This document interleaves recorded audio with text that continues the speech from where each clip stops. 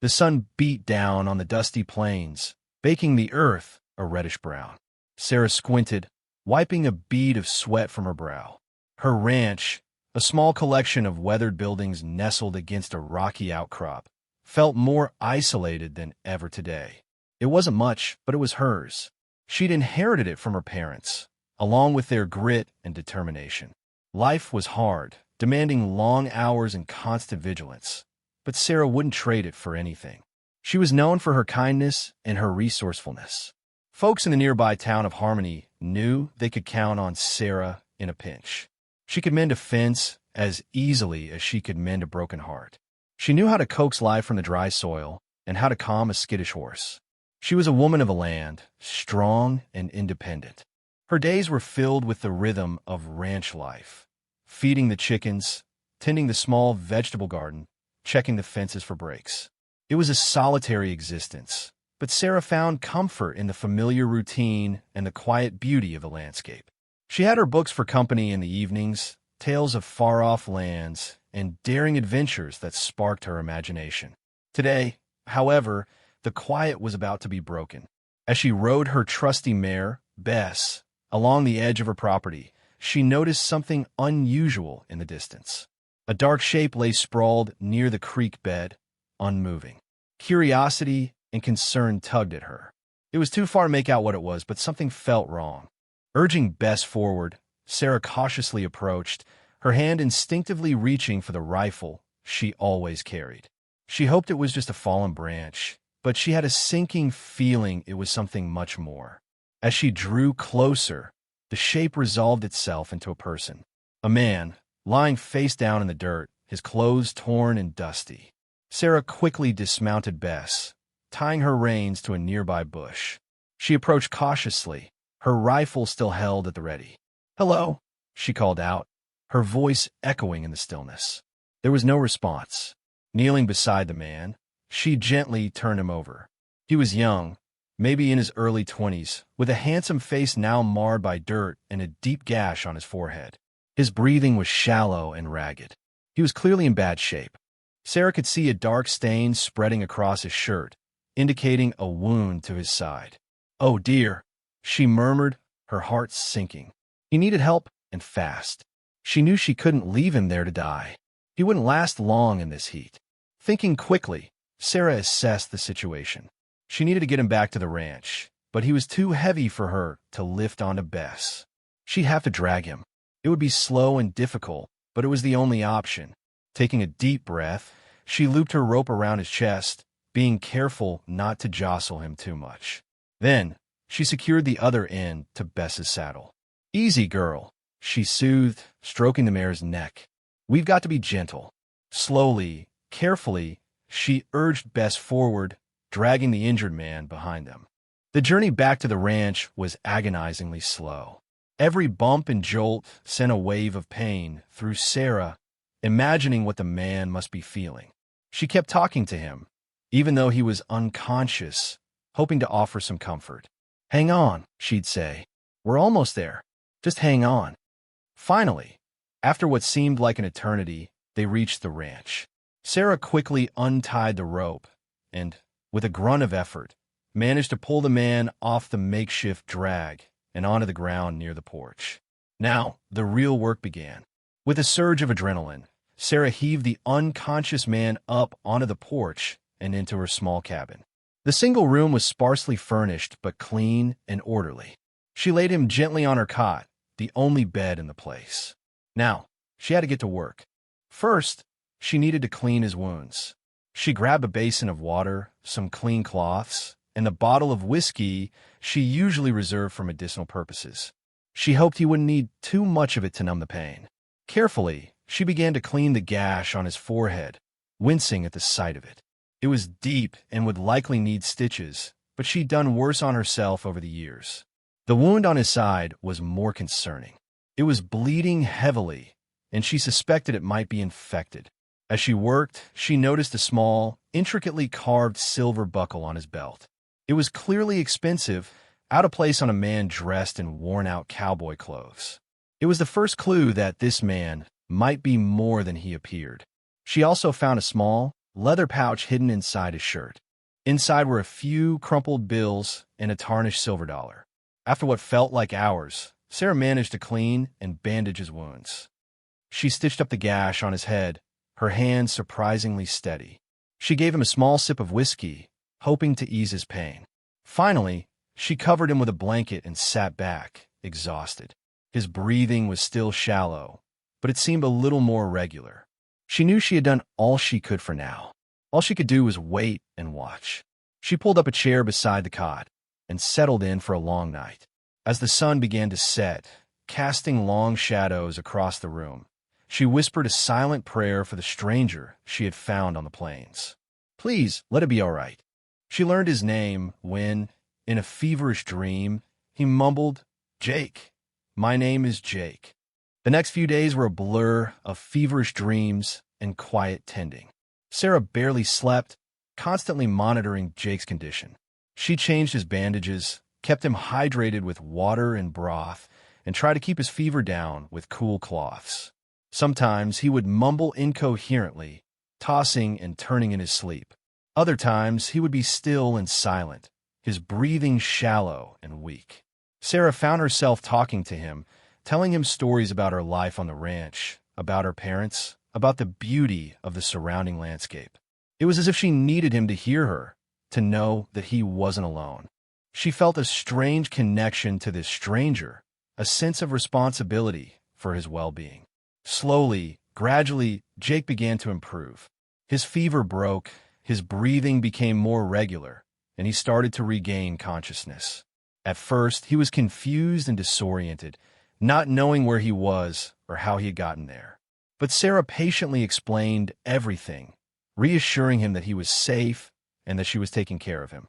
One morning, Jake finally opened his eyes and looked at Sarah with a clear gaze. "Thank you," he whispered, his voice raspy. "Thank you for saving my life." Sarah smiled. "You're welcome," she said. "Just rest. You need to get your strength back." As Jake recovered, Sarah learned more about him. He told her he had been working as a ranch hand on a large spread to the north. He didn't offer many details, and Sarah didn't press him. She could sense that he was holding something back, that there was a reason he had been running and ended up wounded on her land. She could see a sadness in his eyes, a weariness that belied his young age. She knew that whatever he was running from, it was something big, but she also knew that he would tell her when he was ready. Until then, she would simply be there for him, offering him a safe haven and a helping hand. As Jake regained his strength, he started helping Sarah with the chores around the ranch. He mended fences, chopped wood, and even helped her with the garden. He was a quick learner and a hard worker, and Sarah was grateful for his help. It was good to have another pair of hands around, especially with all the work that needed to be done. During the evenings, after the work was done, they would sit on the porch, watching the sunset and talking. Sarah told Jake about her life on the ranch, about her dreams and her struggles. Jake, in turn, shared stories from his past, carefully avoiding any details that might reveal too much about his real identity. He spoke of working on ranches, of riding horses and herding cattle, of the camaraderie he had found with other cowboys. He spoke of the beauty of the open range, of the freedom he felt when he was out on the trail. But he never mentioned his family, his home, or anything that might give Sarah a clue about his past. One evening, as they were sitting on the porch, Sarah finally asked him directly, "Jake, what are you running from?" Jake hesitated for a moment, his gaze fixed on the distant horizon. He took a deep breath and finally spoke, his voice low and hesitant. "It's a long story," he said, "and it's not a pretty one." Sarah waited patiently, knowing that he would tell her when he was ready. "I come from a wealthy family," Jake began. "My father is a very powerful man." He paused as if gathering his thoughts. "He has certain expectations for me, certain plans for my life. But those plans are not what I want for myself." He explained that his father wanted him to marry a woman he didn't love, to take over the family business, to live a life of wealth and privilege. But Jake yearned for something different, something more authentic. He wanted to make his own choices, to live his life on his own terms. So he ran away, leaving everything behind. He didn't want to be controlled by his father's money or his father's expectations. He just wanted to be free. Hearing Jake's story, Sarah felt a deep understanding for his plight. She, too, had always valued her independence and freedom, and she admired his courage in standing up to his powerful father. She knew what it was like to feel trapped by expectations and to yearn for a life that was truly your own. Over the next few weeks, Jake and Sarah grew closer. They shared stories and laughter, and they supported each other through the challenges of ranch life. They discovered a shared love for the land, for the simple things in life, and for the quiet beauty of the wilderness. They found solace in each other's company, and a deep friendship blossomed between them. Jake learned to appreciate Sarah's strength and resilience, her kindness and generosity. He saw in her a woman who was true to herself, who lived her life with integrity and purpose. He admired her ability to find joy in the small things, and he was inspired by her unwavering spirit. Sarah, in turn, saw in Jake a man who was kind and compassionate, despite his privileged background. She saw his genuine desire to make a difference in the world, and she admired his willingness to give up everything for the sake of his freedom. She recognized a kindred spirit in him, someone who valued authenticity and integrity above all else. They spent hours working side by side, mending fences, tending to the animals, and planting crops. They shared meals together, sitting on the porch and watching the sunset. They read books aloud to each other in the evenings, their voices blending together in the quiet stillness of the night. They found comfort in their shared solitude, and a deep bond formed between them, a bond that transcended their different backgrounds and experiences. They were two souls who had found each other in the vastness of the West, two lonely hearts who had found solace and companionship in each other's arms. They were becoming more than just friends. They were becoming family. The rooster's crow was still a promise, not a reality, when Sarah was jolted awake. It wasn't the usual sounds of the ranch that disturbed her. It was a low rumble that vibrated through the floorboards of her cabin. She sat up in bed, her heart pounding in her chest. Jake, sleeping soundly on the cot, didn't stir. She grabbed her rifle from beside the bed and cautiously approached the window. What she saw made her breath catch in her throat.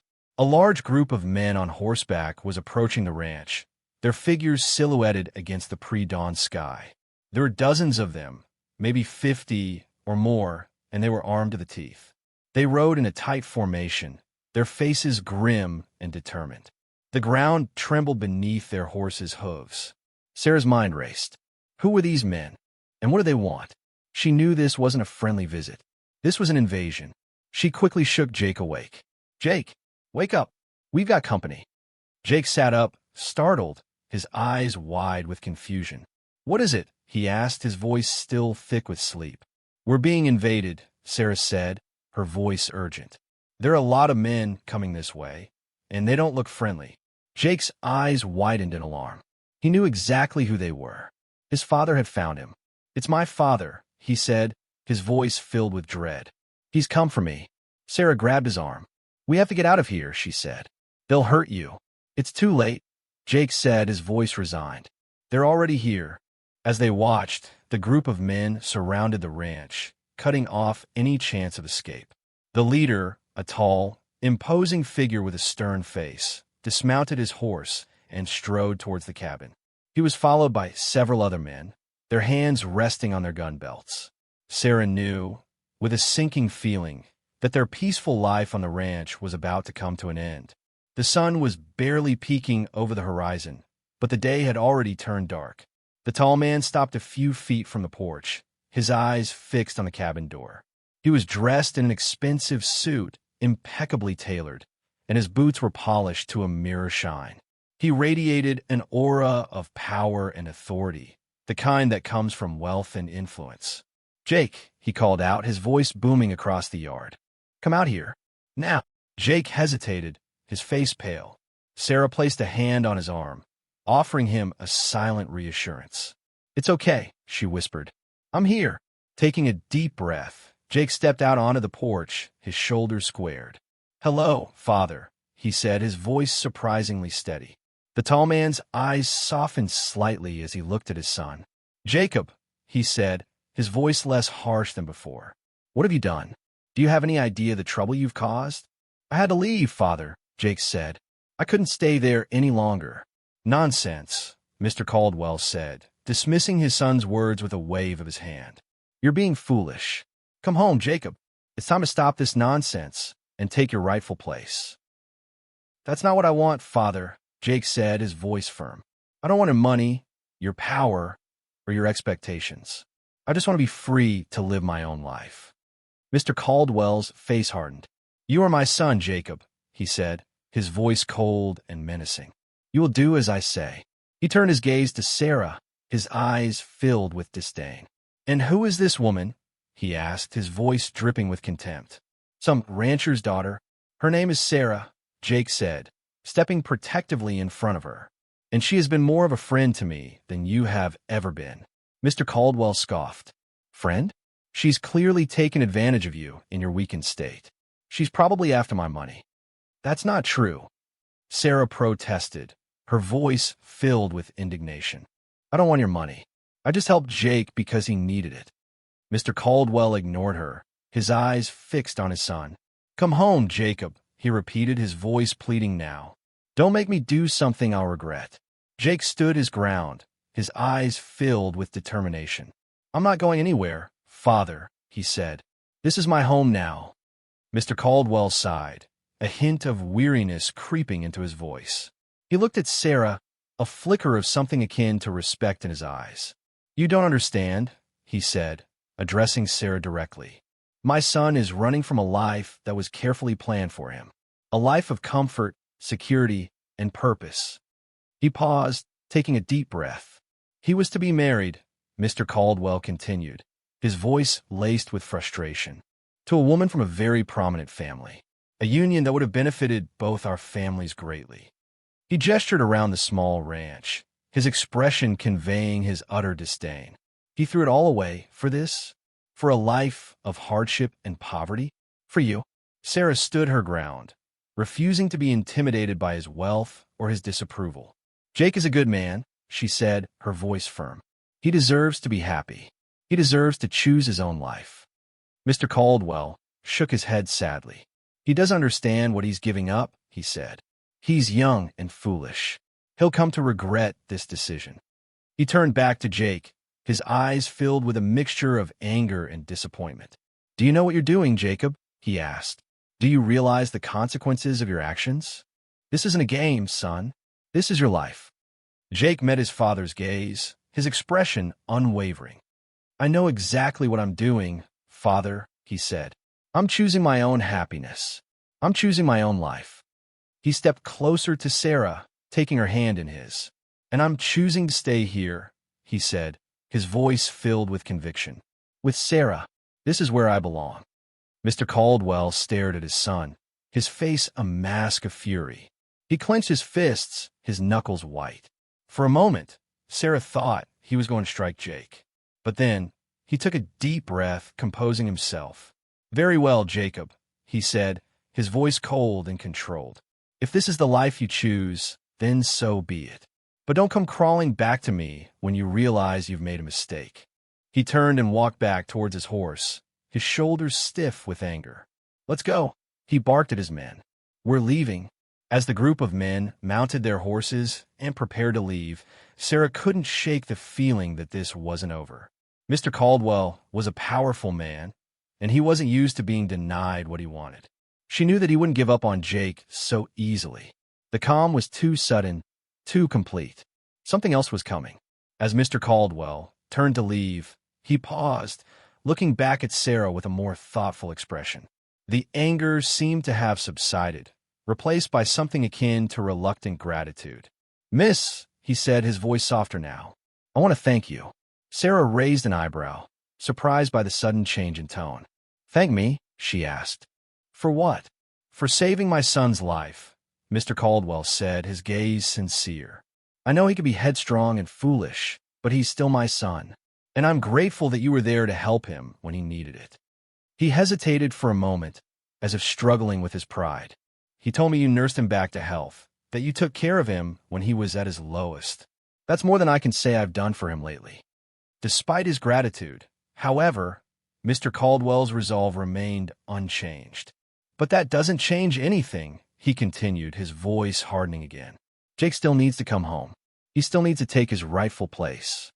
He looked at Jake, his eyes pleading now. Come home, son, he said. Don't throw your life away for this fantasy. Jake shook his head, his expression firm.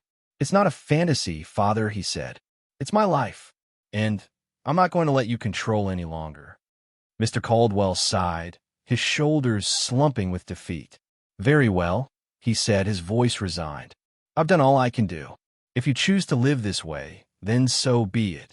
But don't expect me to approve of it. He turned and mounted his horse, his face a mask of disappointment.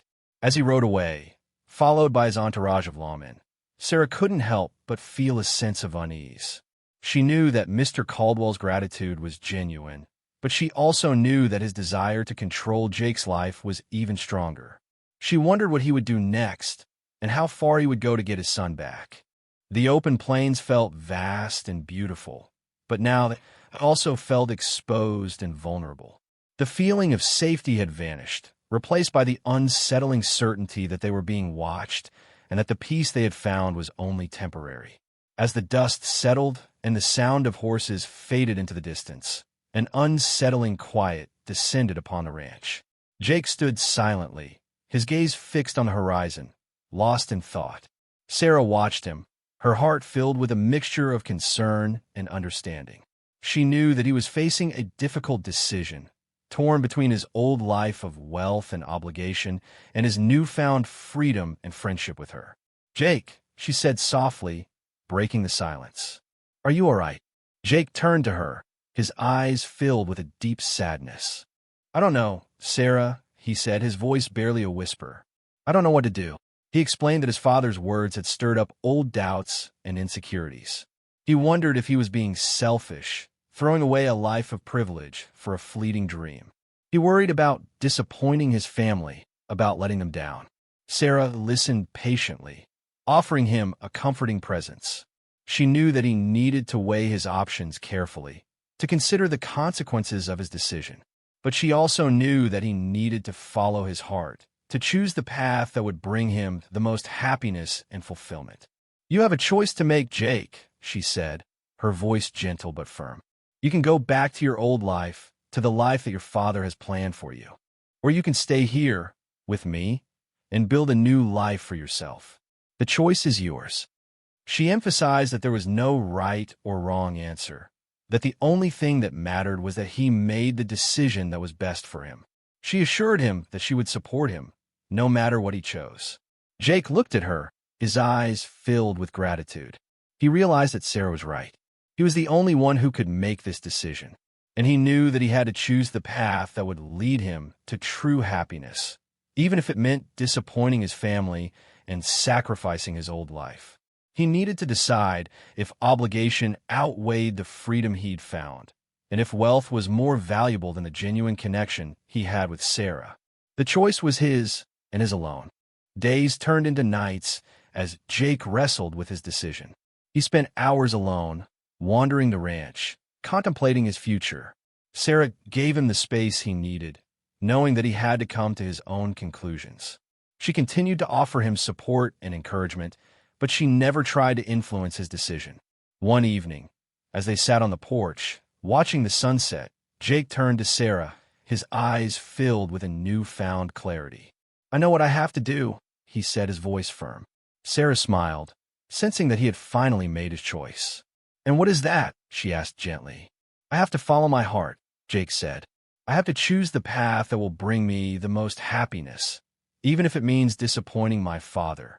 He explained that he had come to realize that wealth and privilege were not the keys to happiness.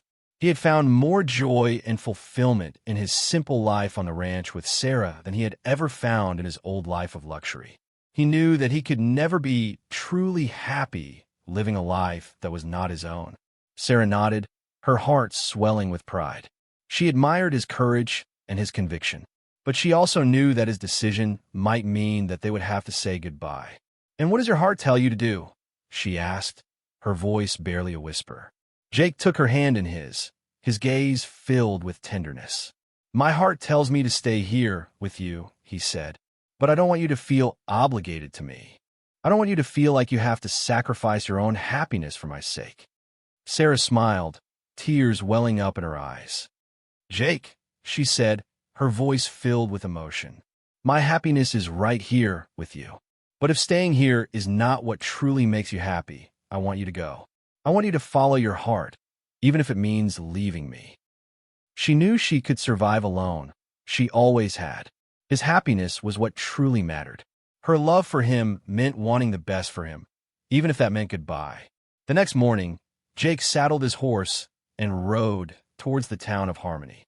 He knew that his father was staying at the town's only hotel, and he knew that he had to confront him to explain his decision face to face. He owed him that much at least. Sarah watched him ride away, her heart filled with a mixture of hope and apprehension. She knew that this confrontation would be difficult, but she also knew that Jake was strong and resolute. She trusted him to do what was right. When Jake arrived at the hotel, he found his father sitting in the lobby reading a newspaper.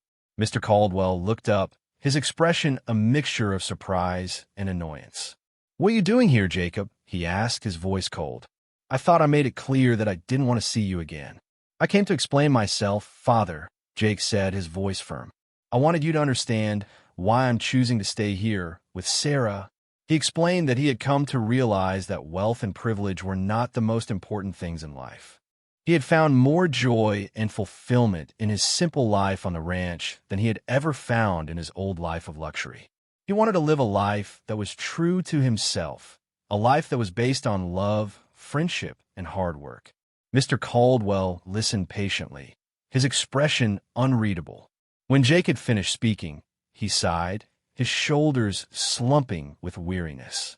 "I still don't understand, Jacob," he said. "I don't understand why you would throw away everything that I've worked so hard to build for you. But I can see that you're determined to do things your own way." He paused, his eyes filled with a hint of sadness. "Just promise me one thing, Jacob," he said. "Promise me that you'll be happy. Promise me that you won't regret this decision." Jake took his father's hand in his gaze sincere. "I promise, Father," he said. "I promise that I'll be happy, and I promise that I won't regret this decision." Mr. Caldwell smiled, a genuine smile that Jake hadn't seen in years. "Then I guess I have to accept it," he said. "You're my son, Jacob, and I love you. I want you to be happy, even if it means that you have to live your life differently than I had planned." He still didn't agree with Jake's choice, but he was starting to understand it. And more importantly, he was starting to accept it. Seeing his son's unwavering resolve and sensing the positive influence Sarah had on him, Mr. Caldwell finally softened. He understood that Jake was no longer the boy he remembered, the boy he could control. He had become a man, shaped by his own experiences and guided by his own heart. He realized that forcing Jake to live a life he didn't want would only lead to resentment and unhappiness. He wanted his son to be happy, even if it meant sacrificing his own desires and expectations. "I see that you found something here, Jacob," Mr. Caldwell said, his voice filled with a newfound understanding. "Something that I can offer you. Something that money can't buy." He looked at Jake, his eyes filled with a mixture of pride and sadness. "You've become a good man, Jacob," he said. "A stronger man than I ever was." He extended his hand to Jake, his expression sincere. "I'm not going to try to control you any longer," he said. "You're free to make your own choices, to live your own life." Jake grasped his father's hand, his heart filled with gratitude. He knew that this was a difficult decision for his father, that required him to let go of his long-held beliefs and expectations. "Thank you, Father," Jake said, his voice filled with emotion. "Thank you for understanding." Mr. Caldwell smiled, a genuine smile that reached his eyes. "Just promise me that you'll be happy, Jacob," he said. "That's all I ask." With that, Mr. Caldwell turned and walked away, leaving Jake to his own devices. Jake watched him go, his heart filled with a sense of peace and contentment. He had finally gained his father's acceptance, and he was free to live his life on his own terms. He knew that his future would not be easy, but he also knew that he was not alone. He had Sarah by his side, and together they could face any challenge that came their way. His father finally recognized that Sarah's influence was positive, that she was helping him become a better version of himself. The fight was over. The choice was made. He was staying. Returning to the ranch, Jake found Sarah waiting for him on the porch, her eyes filled with anticipation. He dismounted his horse and walked towards her, his heart overflowing with love and gratitude. "It's done," he said, taking her hand in his. "I've spoken with my father, and he understands. He's given me his blessing to live my own life." Sarah smiled, tears streaming down her face. "I knew you could do it," she said, her voice filled with emotion. "I always believed in you." She asked what he planned to do now. Jake squeezed her hand, his gaze filled with tenderness. "I'm staying here with you," he said. "I want to work on your ranch, to build a new life for myself. I want to be your partner, in every sense of the word." Sarah's heart soared. She had dared to hope that he would choose to stay, but she had never allowed herself to fully believe it. Now, her dreams were coming true. "I would like that very much," she said, her voice barely a whisper. And so, Jake began his new life on Sarah's ranch. He worked hard, mending fences, tending to the animals, and helping with the crops. He learned from Sarah, admiring her knowledge of the land and her unwavering dedication to her work.